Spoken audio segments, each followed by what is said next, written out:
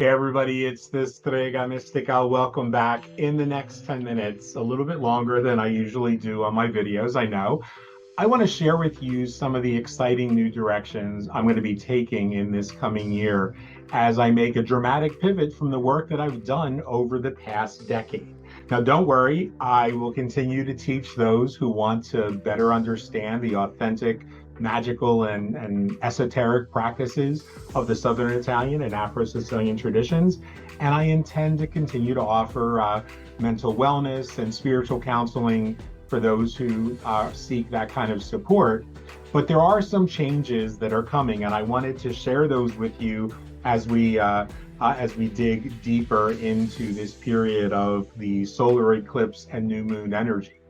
See, despite attempts made by neo-pagan authors and even a few legitimate neo-pagan scholars to so-called uncover a common framework and system of Italian and Afro-Sicilian or Southern Italian esotericism and folk magic practices, history and the actual practices of those whose families have long been practitioners throughout the ages in that loosely connected confederation of states that eventually became Italy in the modern world, have proven that such attempts are really and truly meritless. And I know you've heard me say this before, but stick around because I think I'm going to unpack this again one last time for clarity. See, there is no standardized system of esoteric and metaphysical practice to be found anywhere in the Italian or the Afro-Sicilian worlds, neither in the ancient world or the modern world. Our esoteric and metaphysical practices themselves supplant the need for systems. There were no initiations, no covens. The practices were never pagan. We have to remember that the concept of pagan itself is a designation, a construct created by the Roman Catholic Church as a tool of oppression.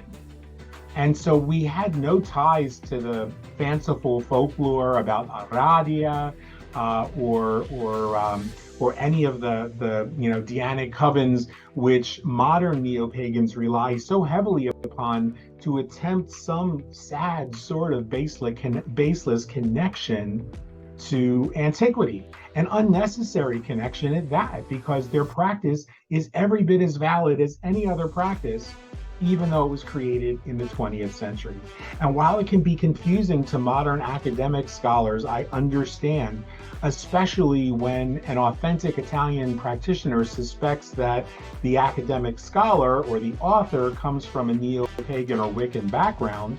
Words like masche, fattucchiere, segnatori have never ever referred to a single magical system, a single magical approach, or a single practice. Some scholars have literally wasted years of their time attempting to advance baseless theories of a connection between the old religions of the various regions of the Mediterranean and the secretive practices of magic and folk healing in Italy today.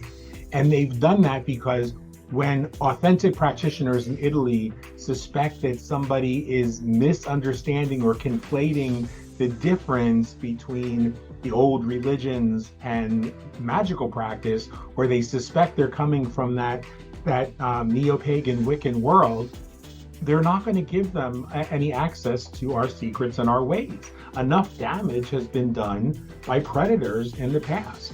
And just as there were more than 26 distinct languages spoken in the region we now know as Italy, with more than that in the ancient world, I'm sure, only a handful of those languages derive from the Vulgar Latin. So we have languages like Tuscan and Romano that come from the Latin, but there are other languages spoken in Italy that derive from Cimbrian or Germanic, Abaresh, Albanian, or Slavic and Greek languages. Sort of the Indo-European languages, so that not everything spoken in Italy, and so therefore not all cultures in Italy, come from the Romance languages or the Romance culture. It's not surprising that in a country that had over 26 languages, there were more than a dozen words for magical practice and for its practitioners. And so with little substance to their claims of synchronization between the so-called ancient pagan religion, which drives me nuts because there was no such thing as an ancient pagan religion or a single common religion in the ancient world. And that syncretism that supposedly existed between the ancient religions and Catholicism, that's why you'll see today such authors and scholars suddenly branching out and moving their socially monetized or their monetized social media content and publishing channels into all sorts of pop culture and neo-pagan new age topics, because the roots that they have to rely on don't go back to the ancient world. They go back to the ancient world of the 1940s and 1950s. And there ought to be no shame in that. And that's also why there hasn't been a single legitimate neo-pagan, Wiccan, or esoteric podcast willing to call me to be on their show, so that we could tackle the cold, hard facts of these issues, and talk with an authentic practitioner, a legitimate practitioner of generational practices, as well as being an anthropologist who spent more than a year or two studying the evolution of these practices. Why? Because they don't understand the difference between ancient folklore, transitional folklore, and modern lore, which are very different from one another. And they're afraid to look at the truth about the story that we've been told in the modern era, that serves as the backstory for a lot of these current practices, and that if anyone ever learned that what they were believing for years was little more than cultural appropriation, that it might hurt the sales of their books or their trinkets in their shops. But I made a commitment 10 years ago on Halloween, actually a little more than that now, that I think it's 11 years ago. I made a commitment that from the year just preceding my 50th birthday, I was going to spend a decade trying to highlight the inaccuracies, educate modern practitioners on the truth about their traditions of mind, and to sort of bring us together, to sort of find that beautiful common ground that does exist that very few are willing to look at. And so I spent 3 years trying to do that by participating in their traditions, hoping that a sort of an ecumenical approach, sharing their religious tradition, might help them understand that there were people like me who could both appreciate and respect their religion without necessarily needing to embrace it. And when that failed, I began teaching and offering a platform to help some of those more legitimate and honest practitioners gain a greater visibility, greater exposure in the world, for the wonderful work that they're doing. And that's where my talk show came from, for a period of about 4 years. My hope was that people would see that you don't have to pretend your practice comes from the ancient world or the modern world for it to be legitimate and effective. It could just be your practice, and that we could celebrate that. And then 5 years ago, I started teaching others, most of them from the Italian or Sicilian descent, but some who were not. And I started to teach them some of the practices of the old traditions, with a focus on Southern Italian and Afro-Sicilian traditions, since that was my practice at the time for 45 years. And now going on longer than that. And so it's been the final year of that decade, and I've done my absolute best and feel really good about my attempts to make clear the distinctions between historical and anthropological fact and modern fiction, folklore, and fraud. But that's been exhausting. And I'm here to tell you that because some of those who appear to have been folks with the most open minds and the most open hearts have cowered from having those difficult but important conversations, I'm exhausted and I'm done. And I really get tired of having the same conversation over and over and over again, and having it fall on deaf ears. So the next decade in my life, the next decade in my story will be dedicated to doing what my passion is. And that's what I hope to do all along, to continue to teach the way that I was taught, so that others, not necessarily just Italians and Sicilians, could embrace and adapt these foundational practices in a way that's meaningful for them, so that those for whom the inculcation and dogma and manipulation of religion doesn't resonate would be able to have a practice that empowers them with the same healing, the same transformative and socially just outcomes that their birthright is due as magical practitioners.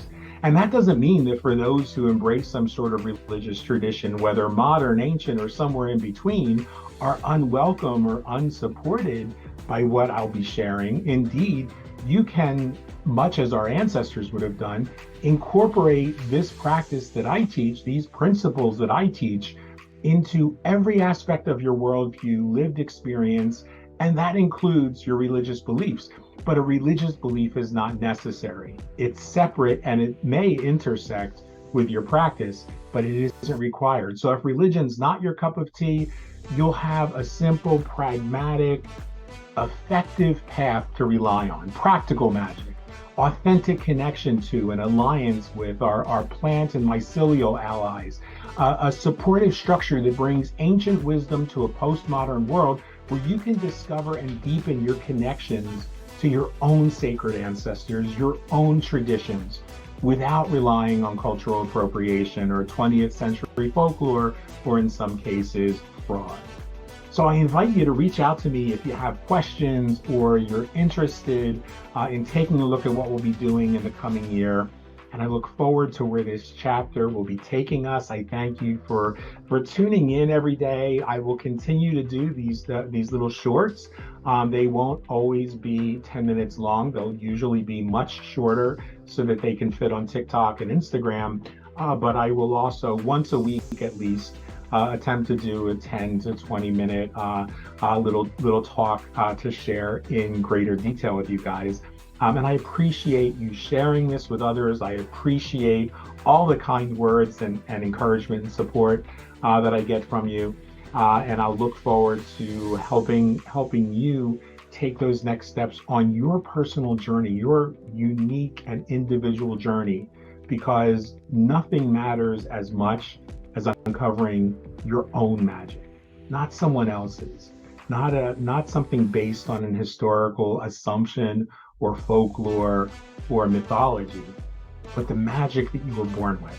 And so that's what I hope to help you unlock in the coming year. I'm pretty excited about the direction we're taking in this sort of a pivot, and really happy to be putting to bed the need to further explain and the desire to help people understand that the whole Aradia mythology, the whole, all witches come from Tuscany, from the practices of the Dianic Boschetto, has nothing at all to do with reality. It's fanciful storytelling from people like Gerald Gardner and from Charles Leland, but it's not, and it's a nice myth, but it has no roots in the modern world. And if there are podcasters or authors or some kind of video cast that wants to interview me and talk about this some more, I'll be happy to be on your program and share with you why I say that. I can bring the receipts, but I'm not going to make the effort anymore to focus on that. It's time to really dig in, roll up our sleeves, and start uncovering the magic that my ancestors believe each one of us has. So stay well, and we'll look forward to talking to you soon.